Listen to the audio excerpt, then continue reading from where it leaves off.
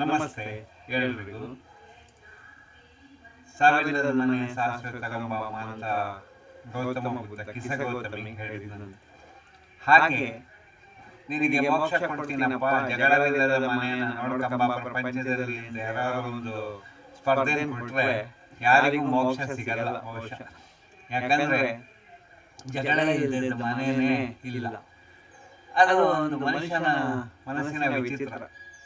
ಈಗ ಸದಾ ಜಗಳ ಇದ್ರೆ ಎಲ್ಲಿ ಜಾಸ್ತಿ ಜಗಳ ಇರುತ್ತೋ ಅಲ್ಲಿ ಪ್ರೀತಿ ಇರುತ್ತೆ ಅಂತ ಹೇಳ್ತಾರೆ. ಒಂದೇ ಎರಡನೇದು, ಎಲ್ಲೂ ಜಗಳ ಇಲ್ಲದೆ ಶಾಂತವಾಗಿರೋ ಮನೆಯಲ್ಲಿ ಒಂದು ಮಾತು ಬರುತ್ತೆ ನೋಡ್ರಿ, ಅವ್ರನ್ನೆಲ್ಲ ಜಗಳ ಆಡ್ಕೊಂತಾರೆ, ಆದ್ರೂ ಎಷ್ಟೊಂದು ಪ್ರೀತಿ ವಿಶ್ವಾಸದಿಂದ ಕೊನೆಯಲ್ಲಿರ್ತಾರೆ.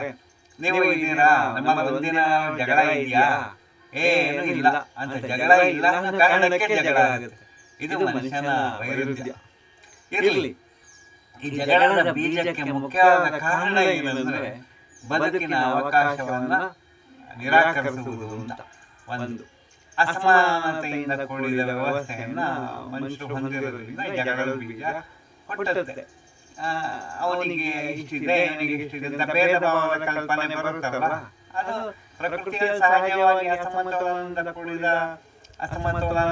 ಕೂಡಿದ ಒಂದು ಸಂಪತ್ತಿನ ವ್ಯವಸ್ಥೆ ಇದೆ. ಪರಸ್ಪರ ಹಂಚ್ಕೊಂಡು ಬದುಕರಪ್ಪ ಅಂತ ಹೇಳುತ್ತೆ ಪ್ರಕೃತಿ. ಆದ್ರೂ ನಾವು ಕೇಳಲ್ವೇ, ಎಲ್ಲ ನಮಗೆ ಬೇಕು ಅಂತ. ಇದೆಲ್ಲ ಜಗಳದ ಬೀಜದ ಮೂಲ. ಈ ಜಗಳದ ಬೀಜದ ಮೂಲದ ಕಥೆ ಉಪನಿಷತ್ತಲ್ಲಿ ಬರುತ್ತೆ.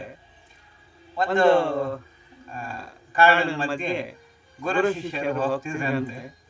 ಶಿಷ್ಯನ ಕಾಲಿಗೆ ಒಂದು ಸಣ್ಣ ಗುಲಗಂಜಿ ಅಂತ ಹತ್ತಿ ಬೀಜ ಅಂತ ಬಿಡಿ ಸಿಕ್ತು. ಅವನು ಕುತೂಹಲದಿಂದ ಅದನ್ನ ನೋಡ್ದ. ಅವಾಗ ಗುರು ಹೇಳ್ದ, ತಂಟೆಗೆ ಹೋಗ್ಬೇಡಪ್ಪ, ಭಾರಿ ಕಷ್ಟ ಆಗುತ್ತೆ ಅಂತ.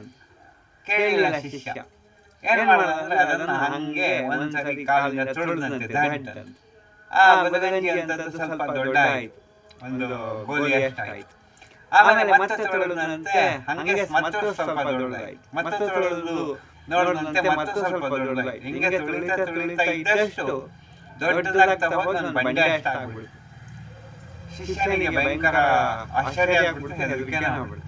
ಏನ್ ಗುರುಗಳೇ ಇದು ಅಂತ ಕೇಳಿದಾಗ ಅವ್ರು ಹೇಳಿದ್ರು, ಇದೇ ಅಪ್ಪ ಜಗಳದ ಬೀಜ, ನೀನು ತಂಟೆಗೆ ಹೋಗ್ಬೇಡ, ನೋಡುವ ಸುಮ್ಮನೆ ಬಿಟ್ಬಿಡು, ಅದು ಮತ್ತೆ ಸಣ್ಣದಾಗ ಅಲ್ಲೇ ಕುತ್ಕೊಳ್ಳುತ್ತೆ ಅಂತ ಹೇಳಿದ್ರು.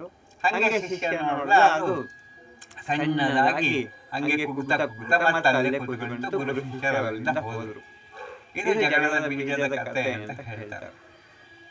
ಈ ಜಗಳದ ಬೀಜ ಮನುಷ್ಯನಲ್ಲಿ ಇರುತ್ತಲ್ಲ, ಅದು ಹಾಗೆ ನಾನು ಮೊದಲು ಉದಾಹರಣೆ ಹೇಳಿದ್ನಲ್ಲ, ಜಗಳ ಇದ್ರೂನು ಜಗಳ ಪರಿಹಾರ ತನಕ ಜಗಳ ಇಲ್ಲದಿದ್ರು ನಮ್ಮಲ್ಲಿ ಜಗಳ ಇವಲ್ಲ ಅನ್ನೋದು ಒಂದು ಜಗಳ. ಇರಲಿ, ಹಾಗಾದ್ರೆ ಜಗಳ ಇಲ್ಲದಂತ ಒಂದು ವ್ಯವಸ್ಥೆನ ಕಲ್ಪಿಸಿಕೊಳ್ಳಕ್ಕೆ ಸಾಧ್ಯನಾ ಅಂತ ನೋಡಿ, ಅದು ಸಾಧ್ಯ ಇಲ್ಲ ಅಂತ ಕಾಣುತ್ತೆ.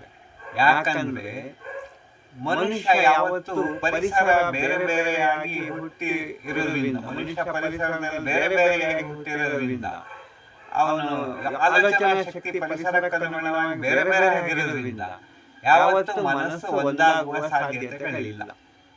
ಉದಾಹರಣೆ ಹೇಳಬೇಕಾದ್ರೆ ನಮ್ಮ ಗುರುಗಳನ್ನು ಹೇಳಿದ್ರು ನೋಡಿ, ಹಿಂದಿನ ಕಾಲದಲ್ಲೆಲ್ಲ ನಮ್ಮ ಅಜ್ಜ ಮುತ್ತಜ್ಜ ಎಲ್ಲ ಒಂದು ಕಾಲದಿಂದ ಒಂದು ಸ್ಥಳದಿಂದ ಇನ್ನೊಂದು ಸ್ಥಳಕ್ಕೆ ನಡ್ಕೊಂಡು ಹೋಗ್ತಿದ್ರಂತೆ. ಅದು ನನಗೆ ಗೊತ್ತಿದೆ. ನಾನು ನರಸಿಂಹರಾಜಪುರದಂತ ಒಂದು ಸನ್ನಿವೇಶದಲ್ಲಿ ಬೆಳೆದವನು. ಎಂ.ಕೆ. ಇಂದಿರಾ ಅವರ ಕಾದಂಬರಿಗಳಲ್ಲಿ ಹಂಗೆ ಬರ್ತಿತ್ತು, ನೀವು ನೋಡಿರ್ಬೋದು. ತುಂಗಭದ್ರ ಅಂತ ಅವರ ಕಥೆಯಲ್ಲಿದೆ. ಅದೆಲ್ಲ ಕಾದಂಬರಿಯಲ್ಲಿ ನಡ್ಕೊಂಡೇ ಹೋಗ್ತಿದ್ರಂತೆ. ಅವಾಗ ತೀರ್ಥಹಳ್ಳಿ, ಕೊಪ್ಪ, ನರಸಿಂಹರಾಜಪುರ ಅಂತ ವಿವರಣೆ ಇದೆ, ಅದರಲ್ಲಿ ನೋಡ್ಬೋದು. ಆ ಕಾಲಘಟ್ಟದಲ್ಲಿ ನಡ್ಕೊಂಡು ಹೋಗ್ತಿರಂತೆ ಒಂದ್ ಕಡೆಯಿಂದ ಇನ್ನೊಂದು ಕಡೆಗೆ. ಇದು ಒಂದು ತಲೆಮಾರು. ಅವಾಗ ಕೃಷಿ ಪ್ರಧಾನ ಕುಟುಂಬ ಆಗಿತ್ತು, ಎಲ್ಲರೂ ಒಟ್ಟಾಗಿರ್ತಿದ್ರು. ಇನ್ನು ಎರಡನೇ ತಲೆಮಾರಿನವ್ರು ಬರ್ತಾರೆ ನೋಡಿ, ಅವ್ರು ನಡ್ಕೊಂಡು ಹೋಗಲ್ಲ, ಅವರು ಸೈಕಲ್ ಮೇಲೆ ಹೋಗ್ತಾರೆ. ಅವಾಗ ಸೈಕಲ್ ಮೇಲೆ ಹೋದಾಗ ಅದನ್ನ ಬೇಡ ಅನ್ನಕ್ಕಾಗಲ್ಲ. ನಡ್ಕೊಂಡು ಹೋಗುವ ತಲೆಮಾರು ಇರ್ಲಿ, ಸೈಕಲ್ ಮೇಲೆ ಹೋಗೋರು ಹೋಗ್ಲಿ ಅಂತ ಅನ್ಕೊಳ್ತಾರೆ. ಆಮೇಲೆ ಏನಾಗುತ್ತೆ ಅಂದ್ರೆ, ಸೈಕಲ್ ಮೇಲೆ ಹೋಗುವ ತಲೆಮಾರು ಮುಗಿದ ಕೂಡಲೇ ಮುಂದಿನ ತಲೆಮಾರಿನವರಿಗೆ ಬೈಕ್ ಬರುತ್ತೆ. ಅವಾಗ ಸೈಕಲ್ ತಲೆಮಾರಿನವರು ಹೋಗ್ಲಿ ಬಿಡಿ, ಬೈಕಲ್ಲಿ ಹೋಗ್ತಾನಲ್ಲ ಅವನ ಕಾಲ ಅಂತ ಸುಮ್ಮನೆ ಇದ್ದು ಜಗಳ ಬರಲ್ಲ.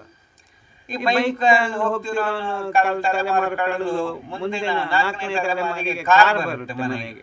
ಕಾರ್ ಬಂದಾಗ ಬೈಕ್ ಹೊಟ್ಟೆ ಕಿತ್ಕೊಳ್ಳೋದಾಗ ಇಲ್ಲಿ ಅವನ ಕಾರ ಚೆನ್ನಾಗಿರ್ಲಿ ಅಂತ ಜಗಳ ಬರಲ್ಲ.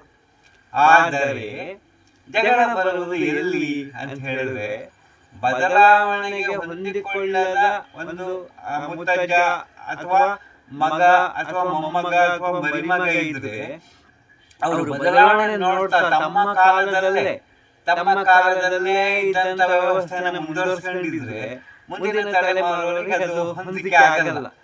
ಅವರು ಹಳೆ ಟೇಪ್ ರೆಕಾರ್ಡರ್ ಹಾಕಿದ್ರು, ನಮ್ಮ ಕಾಲದಲ್ಲಿ ನಾವು ನಡ್ಕೊಂಡು ಹೋಗ್ತಿದ್ವಿ ಅಂತ ಮುತ್ತಜ್ಜ ಸ್ಟಾರ್ಟ್ ಮಾಡಿದ್ರೆ ಮೊಮ್ಮಗನಿಗೆ ಬೇಜಾರಾಗುತ್ತೆ, ನಮ್ಮ ಕಾಲದಲ್ಲಿ ಬೈಕ್ ಬಂದಿದೆ ನೀವು ಇನ್ನೂ ಅದೇ ಹೇಳ್ತಿರಲ್ಲ ಅಂತ. ಅವ್ರು ಹಳೆ ತಲೆಮಾರಿನಿಂದ ವಾಪಸ್ ಬರಲ್ಲ, ಹೊಸದಾಗಿ ಕೊಂಡ್ಕೊಳ್ಳೋದಿಲ್ಲ, ಅಂದ್ರೆ ಅದರಲ್ಲೇ ಇರ್ತಾರೆ. ಇದು ಜಗಳದ ಬೀಜದ ಒಂದು ಮೂಲ ಆಗುತ್ತೆ.